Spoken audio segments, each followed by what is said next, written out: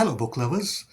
Do you like stories about cults or found footage horror movies? Let's say the Blair Witch Project or Horror on the High Desert. It's a recent franchisee, Hell House LLC, or the VHS franchise. You are in for a treat with this book that I got for you. None other than Adam Neville's Last Days. Now, over the recent months, I've become quite an Adam Neville fan. His book Cunning Folk and The Ritual, which I review on this channel, are pretty good horror-wise and the prose-wise, and they turned me into a fan. So I had to check this out because it's it really is in all the lists about Adam Neville's best books, and so I have to check this out.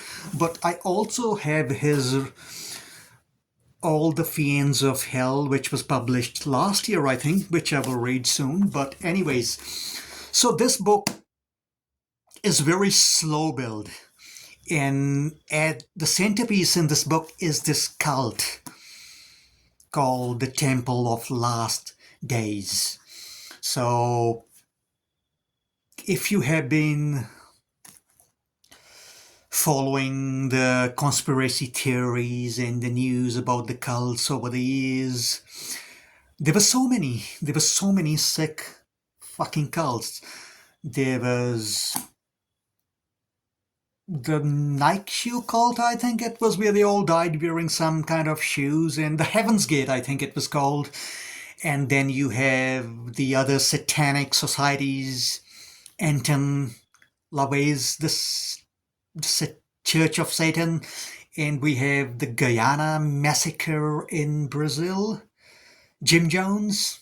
So many movies have been made about that. I think Powers Booth, the bad guy who was in Tombstone, great actor. I think he played Jim Jones in that movie about Jim Jones. Powers Booth, he passed away, I think, quite a few years back. And there was a recent movie as well.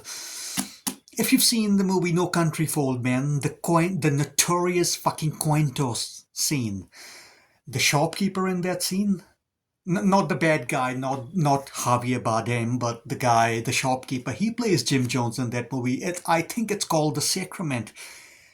Great movie. Check that out. Sacrament.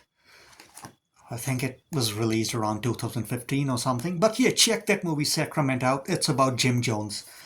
Anyways, so this book is very found footage style.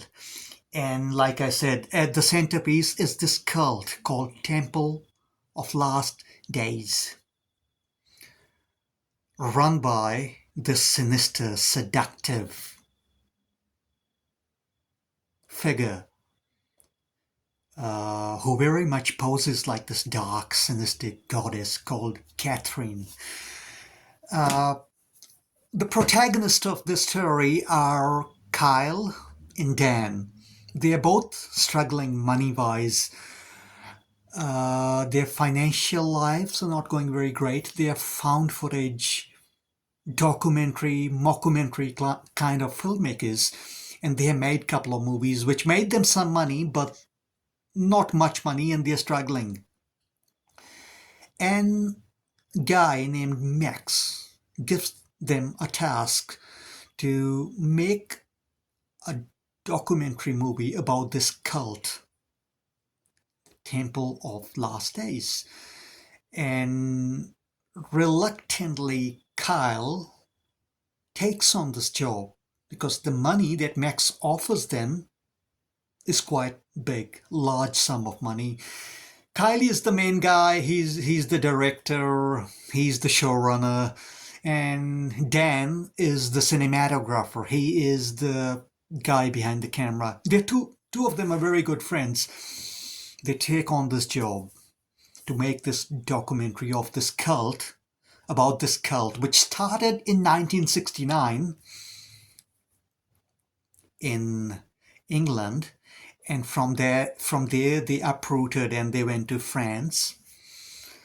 But they ended up in a copper mine in Arizona in US and in the 70s. And that's where the demise of this cult happened, by ritualistic murder. The story is quite sinister, but it's a very, very slow build. So be patient with this book. It takes a while for this book to get going. As Dan and Kyle start to progress on making this documentary, interviewing the last handful of surviving members of this cult, they dig themselves deep and deep and deeper into the rabbit hole of what's actually going on. They interview a lady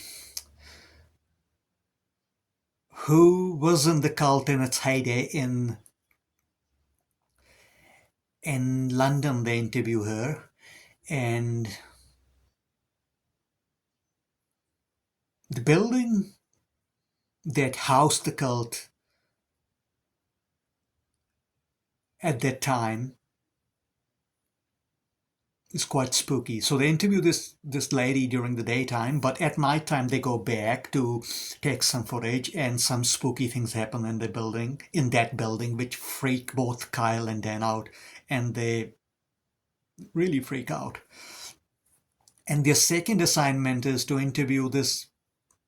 Now this time there's a guy who was also part of this cult in the heyday, and they have to go to France to interview him. This is a farm in France, quite run down.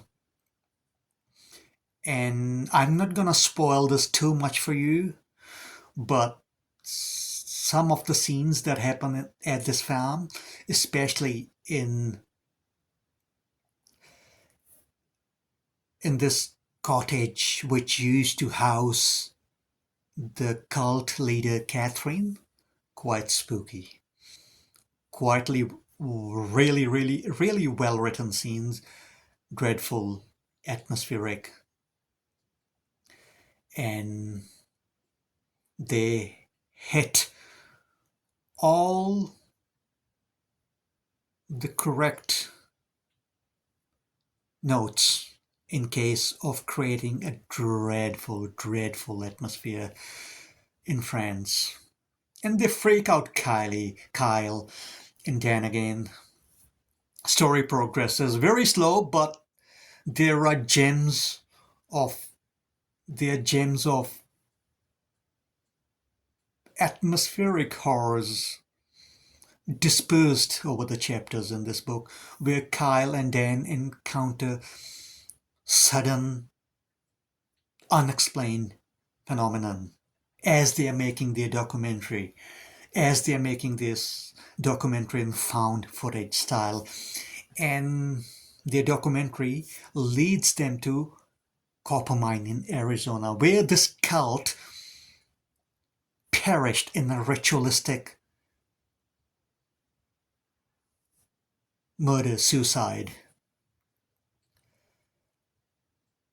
And the story really takes on once they reach America. Now, I do hear lots of complaints by other reviewers about this book, that the ending of this book becomes like a video game, and it's too far-fetched, and it just becomes very much action orientated. The build up, the middle of the book is very slow build. It's sinister, it's dark, it's the atmosphere is really foreboding, and I really enjoyed it. But the ending becomes very action oriented. It's not necessarily a bad thing. I mean, the ending of Cunning Folk was very action themed, and I really fucking enjoyed it. The ending of The Ritual was balls to the walls, crazy, all out action. I mean, it was very survivalist, but I enjoyed the action and the ritual as well. If you have not checked my reviews on The Ritual and Cunning Folk, go check them out and let me know what you think. If you read those books, let me know what do you think of The Ritual and Cunning Folk by Adam Nevill. I really love those two books. This book is pretty good. Slow build, dark and foreboding atmosphere, found footage, cults. I mean, what's there not to like? But I will place this book lower than Cunning Folk and lower than The Ritual in terms of characters and horror. Those two books were a bit fast paced and more fun to read. This is still a good book. I still recommend it. Rating wise, I will rate it 6.5. But this is not Adam Neville's best book. If you want to read really good stuff by him, go read Cunning Folk. Really one of his best books, laced with dark humor, and The Ritual, which is again set in the Scandinavian wilderness. Have you, guys and girls, read Last Days? What do you think of this book? If there's any other book you want me to review, please leave the name of the title in the comments and I'll get to that book sometimes in the future. In the meantime, keep on reading great horror fiction, keep on reading great weird fiction, and I will see you very soon in the next video. In the meantime, have fun and let me know what you think of Last Rites. See ya.